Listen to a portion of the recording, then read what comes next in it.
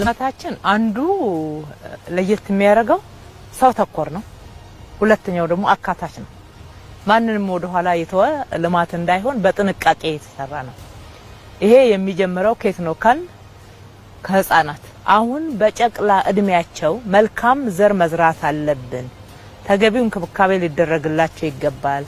ሁለንተናዊ የስነ አእምሮ እድገት፣ የአካል እድገት አጠቃላይ የተሟላ አገልግሎት ማግኘት አለባቸው የሚል ፕሮግራም የተጀመረው በ2014 ዓመተ ምህረት ነው። ከ5000 በላይ የህፃናት መጫወቻዎች የአዲስ አበባ የተለያዩ መንደሮች ላይ አካባቢዎች ላይ ተሰርተዋል።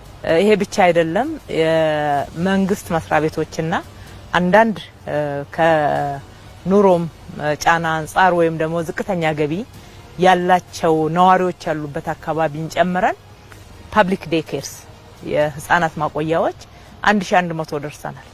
በእነኚህ 1100 የህፃናት ማቆያዎች ውስጥ ምግብ እናቀርባለን። ወተት ያገኛሉ ህፃናቶች፣ የተመጣጠነ ምግብ ያገኛሉ። ይሄ አዲስ ህሳቤ ነው።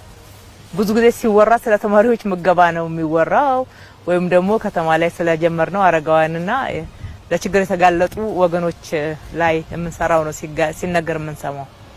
ህፃናት ላይም በዛው ልክ ነው ሙሉ አገልግሎት የምናቀርበው። ናኒዎችን ቀጥረን ሙሉ አገልግሎት እንሰጣለን። ከቤታቸው ዳያፐርና የመሳሰሉትን ይዘው ከመጡ ሰየው ግን ፈጽሞ ይሄንን የማያውቁና የማያገኙ እናቶች አሉ።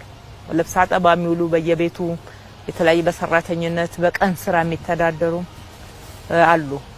ቤተሰብ ላይ ባለው ደህንነት ምክንያት ህፃናት ግን የተሟላ እድገት ማጣት ደግሞ አይገባቸው፣ መርታቸው ነው፣ ማግኘት ይገባቸዋል።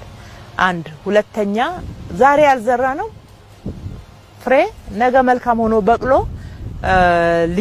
ሊሰጠን አይችልም። መልካም ፍሬ ሊሰጠን አይችልም።